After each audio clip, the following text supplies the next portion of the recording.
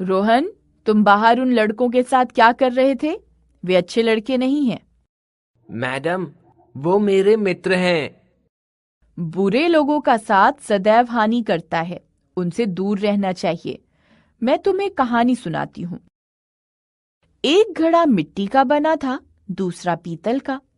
दोनों नदी के किनारे रखे थे। इसी समय नदी में बाढ़ आ गई। बहाव में दोनों घड़े बहते चले। बहुत समय मिट्टी के घड़े ने अपने को पीतल वाले से काफी फासले पर रखना चाहा। पीतल वाले घड़े ने कहा, तुम डरो नहीं दोस्त, मैं तुम्हें धक्के नहीं लगाऊंगा। मिट्टी वाले घड़े ने जवाब दिया, तुम जानबूझकर मुझे धक्के न लगाओगे, सही है, मगर बहाव की वजह से हम दोनों जरूर टकराएंगे। अगर ऐसा हुआ तो तुम्हारे बचाने पर भी मैं तुम्हारे धक्कों से न बच सकूंगा और मेरे टुकड़े टुकड़े हो जाएंगे। इसलिए अच्छा है कि हम दोनों अलग अलग रहें। अध्यापिका ने रोहन को कितने अच्छे ढंग से समझाया। चलो, हम भी कुछ सीखते हैं। अध्यापिका और रोहन की बातचीत तथा कहानी में कार्य को करने का बोध कराने वाले शब्द आए हैं, जैसे कर रहे थे, करता है, सुनाती हूं, बना था, रखे थे, बाढ़ आ गई, बहते चले, रखना चाहा, कहा, लगाऊंगा, दिया, टकराएंगे, बचाने, बना सकूंगा, रहें। कार्य का बोध कराने वाले ये क्रिया शब्द हैं। हाँ, एक बात और, इन कार्यों में कुछ कार्य अपने आप हो रहे हैं, जैसे बाढ़ आना, घड़े बहना। जिन शब्दों से किसी काम का होना अथवा करना पाया जाता है, उन्हें क्रिया कहते हैं। धातु, क्रिया के मूल रूप को धातु कहते हैं, जैसे आ, खा, लिख, पढ़, जा, चल आदि। इन वाक्यों को पढ़िए। मोहन आया, मोहन आता है, मोहन आएगा। इन वाक्यों के क्रियापदों में आ आया है, यही धातु है। धातुओं में ना प्रत्यय लगाने से क्रिया का सामान्य रूप बनता है, जैसे आना, खाना, पीना, लिखना, पढ़ना आदि। क्रिया के भेद। कर्म की दृष्टि से क्रिया के दो भेद माने जाते हैं। पहला सकर्मक क्रिया, दूसरा अकर्मक क्रिया।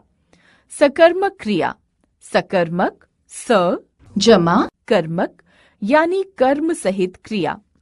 जिस क्रिया का कोई न कोई कर्म प्रकट या अप्रकट हो, वह सकर्मक क्रिया कहलाती है। इस क्रिया के कार्य का फल कर्ता पर न पड़कर कर्म पर पड़ता है। इन क्रियाओं को कर्म की अपेक्षा रखती है। बच्चे झूला झूल रहे हैं, बंदर केले खाता है, संजय दीवार पर चित्र टांग रहा है। उपर्युक्त वाक्यों में क्रिया के साथ क्या लगाकर प्रश्न कीजिए। बच्चे क्या झूल रहे हैं? झूला। बंदर क्या खाता है? केले। संजय क्या टांग रहा है? चित्र। झूला, केले और चित्र शब्द कर्म हैं और क्रिया का फल इन पर ही पड़ रहा है, अतः ये सकर्मक क्रियाएं हैं। सकर्मक क्रियाओं का कभी एक कर्म होता है और कभी दो कर्म। इस आधार पर सकर्मक क्रियाएं दो प्रकार की होती हैं, एक कर्मक क्रिया, द्विकर्मक क्रिया। एक कर्मक क्रिया, जिन वाक्यों में क्रिया का एक कर्म होता है उसे एक कर्मक क्रिया कहते हैं, जैसे कविता रंगोली बना रही है, रोहित लूडो खेल रहा है। इन वाक्यों में रंगोली और लूडो एक एक कर्म है। द्विकर्मक क्रिया, जिन वाक्यों में क्रिया के दो कर्म होते हैं उसे द्विकर्मक क्रिया कहते हैं, जैसे दुकानदार ग्राहक को सामान दे रहा है। ग्राहक और सामान दो कर्म। दादी माँ बच्चों को कहानी सुना रही है। बच्चों और कहानी दो कर्म। इन वाक्यों में दो दो कर्म हैं, अतः दे रहा है तथा सुना रही है द्विकर्मक क्रियाएं हैं। द्विकर्मक क्रियाओं में प्राणीवाचक कर्म गौण होता है और अप्राणीवाचक कर्म मुख्य कर्म होता है। यहाँ ग्राहक और बच्चों गौण कर्म है और सामान तथा कहानी मुख्य कर्म है। अकर्मक क्रिया। अकर्मक अ जमा कर्मक यानी कर्म रहित क्रिया। जिन क्रियाओं में कर्म की अपेक्षा नहीं होती और क्रिया का फल कर्ता पर पड़ता है उन्हें अकर्मक क्रिया कहते हैं। रहीम जोर जोर से हंसता है। पिताजी बैंक जा रहे हैं। पक्षी उड़ते हैं। उपर्युक्त वाक्यों में हंसता है, जा रहे हैं और उड़ते हैं क्रिया के साथ क्या लगाकर प्रश्न करने पर कोई उत्तर नहीं मिलता। इन क्रियाओं को कर्म की अपेक्षा नहीं है। क्रिया का फल सीधे कर्ता, रहीम, पिताजी और पक्षी पर पड़ रहा है। अतः ये अकर्मक क्रियाएं हैं।